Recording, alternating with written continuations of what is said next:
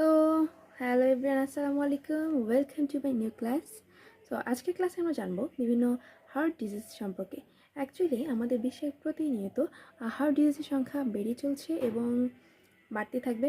So আমাদের জানতে হবে যে হার্ট ডিজিজগুলো কী কী এবং এর থেকে আমরা কীভাবে রক্ষা পেতে পারি। সো ফার্স্ট অফ অল চলে আসবো অ্যানজাইনা। অ্যানজাইনা হচ্ছে একটা হার্ট ডিজিজ। এটা মেনলি হচ্ছে আমাদের বুকে, অর্থাৎ হার্টে যখন ব্যথা করবে তখনই মানে তীব্র ব্যথা অনুভূত হবে, তখনই এটাকে বলবে অ্যানজাইনা। এখন জেনে নিব যে অ্যানজাইনার লক্ষণগুলো কী কী।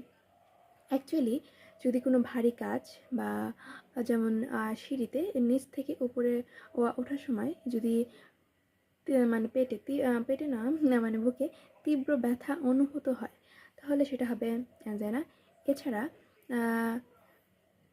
বুক ব্যথার পাশাপাশি যদি মানে অজীর্ণতা বা বুক জ্বালাপোড়া, ঘাম হচ্ছে, তীব্র মাথা ঝিমঝিম করছে, এছাড়া দুর্বলতা বা বমি বমি ভাব, ইভেন শ্বাসকষ্ট দেখা দিতে পারে, সো তখন এটা হবে angina.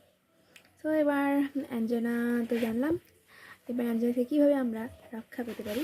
So first of all আমাদেরকে অবশ্যই নিয়ম মেনে সুষম খাদ্য খেতে হবে। দেন আমাদের যদি কারো ডায়াবেটিস থেকে থাকে, সো সেটাকে নিয়ন্ত্রণে নিয়ে আসতে হবে। এছাড়া স্থূলতা প্রতিরোধ করতে হবে। অবভিয়াসলি আমাদের বিএমআই অনুসারে ওজনটা নিয়ন্ত্রণ রাখতে হবে। এছাড়া আমাদেরকে টেনশন মুক্ত জীবনযাপন করতে হবে। আর আর সবচেয়ে সিরিয়াস সেটা হলো কি, আমাদের যে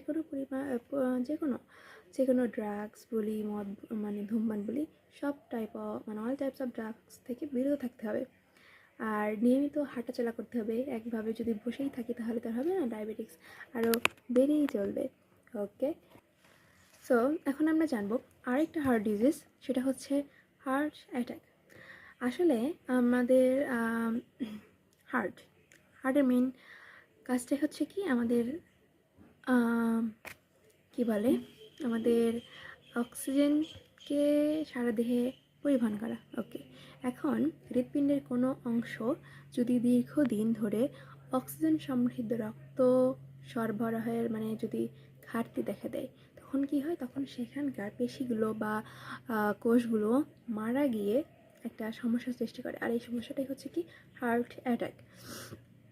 এখন এই হার্ট অ্যাটাকটার কারণটা কি? এখন কারণটা হতে পারে হঠাৎ যদি ধমনীতে মানে রক্ত সরবরাহ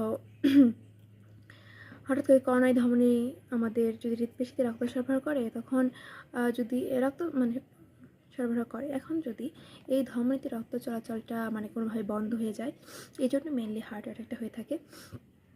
এখন হার্ট অ্যাটাক তো যে কোনো বয়সের মানুষের হতে পারে। এখন হার্ট অ্যাটাকের লক্ষণ